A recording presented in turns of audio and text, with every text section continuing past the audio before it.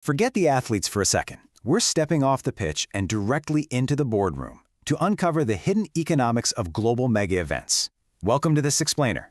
Think of this as your premium, all-access pass to the highest stakes game in the world, where the ultimate players aren't athletes, they're global mega brands. We're breaking down the exact strategies, the intense data science, and the massive risks involved in dominating the greatest marketing stages on Earth. Every second of broadcast time, every square inch of stadium signage, it's a literal, calculated war for your attention. Okay, let's dive into this. $65 billion. Yeah, you heard that right. That is the jaw-dropping amount of money brands drop annually on global sponsorships. It's an absolutely astronomical figure. But look, when you're spending tens of millions to plaster your logo on a stadium or a jersey, you aren't just buying ad space. You're making the ultimate marketing gamble. You're betting that tying your brand's identity to the wild, unpredictable drama of live sports is going to yield a return that traditional advertising simply can't touch. But here's the billion-dollar question. How do these brands actually know if it's working? In the industry, calculating true sponsorship ROI is basically the holy grail of modern marketing. Standard metrics, things like simple TV ratings or generic brand awareness surveys, they just completely fail to capture the real story across thousands of global deals.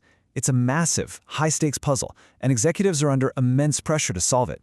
And this brilliantly illustrates exactly why the stakes are so high. It comes down to pure unmatched scale. We tend to think of the Super Bowl as the absolute pinnacle of viewership, right? Drawing around 120 million eyes. But compare that to the World Cup, over 5 billion viewers. 5 billion! That colossal global reach is precisely what justifies those eye-watering premium price tags. To tap into an audience that spans literal continents and cultures all at once, you have to be willing to pay an unprecedented premium. So, how do you even measure ROI on that kind of money? Enter data science. Researchers have developed this generalizable model using what's called a proportional hazard model.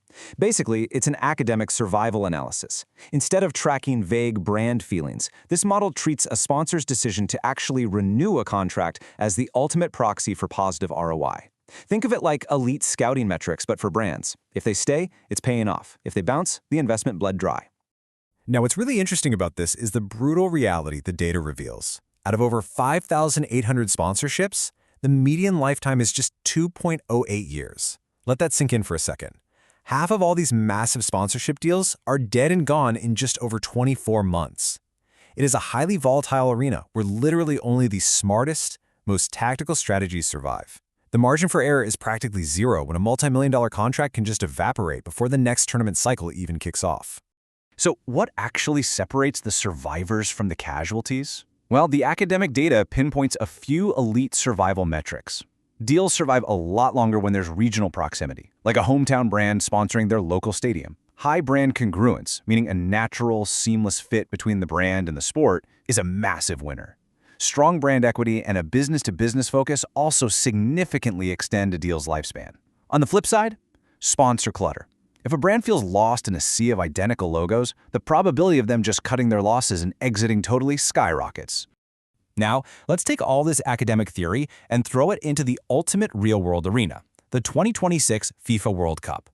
We're looking at unprecedented tri-nation complexity across the US, Canada, and Mexico. 48 teams, 104 matches, 16 host cities, and a colossal $2.69 billion commercial budget for the cycle. This is the largest, most complex sporting event in human history. The logistics alone require an absolute masterclass in brand execution. To manage this beast, FIFA uses a highly structured elite tier strategy. At the very top, you've got Tier 1 FIFA partners playing the long game, brands like Adidas and Coca-Cola, whose mission demands constant, unbroken global visibility.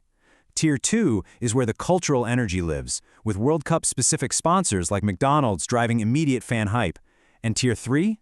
Those are the regional supporters. They're tasked with handling the intense local logistics and cross-border nuances in highly specific host markets. But here's the catch. Securing an official tier absolutely does not guarantee you own the conversation, not even close. There's a constant, highly tactical war being waged between official scale and ambush tactics. The reality is, only the absolute largest global brands can afford to both pay those premium official fees and invest heavily enough in their own activations to defend their territory. Because trust me, clever, rogue competitors are always waiting to steal a piece of the hype entirely for free. Just look at the 2014 World Cup for a total masterclass in ambush marketing. Adidas had the official rights, but Nike? They ran their massive Risk Everything campaign. They own the athletes, they own the cultural vibe, and they completely bypass the official rules by never actually saying the words FIFA or World Cup.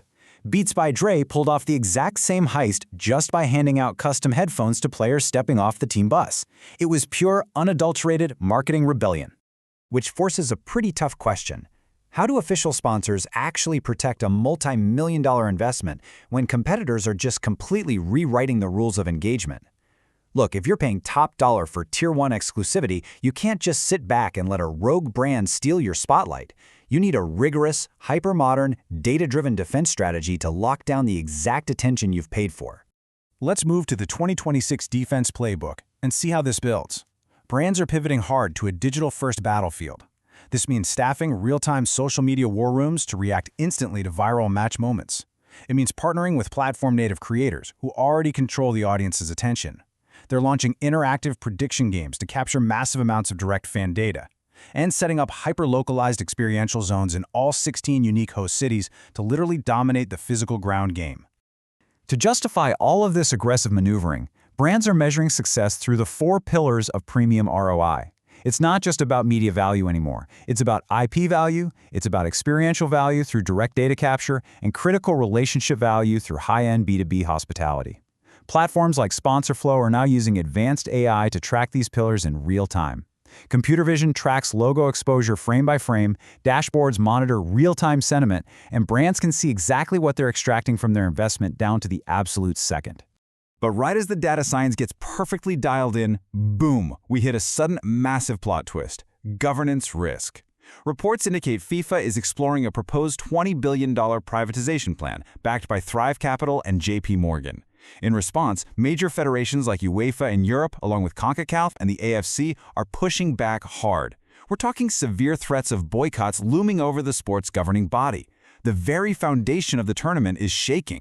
So the crucial point is this: geopolitical instability at the very top of the sport seriously threatens the precise data models these sponsors rely on. As our sources point out, sponsors rarely build campaigns on a maybe. If you're a brand dropping a fortune, you aren't just analyzing audience reach anymore. You're conducting heavy due diligence on who actually controls the tournament.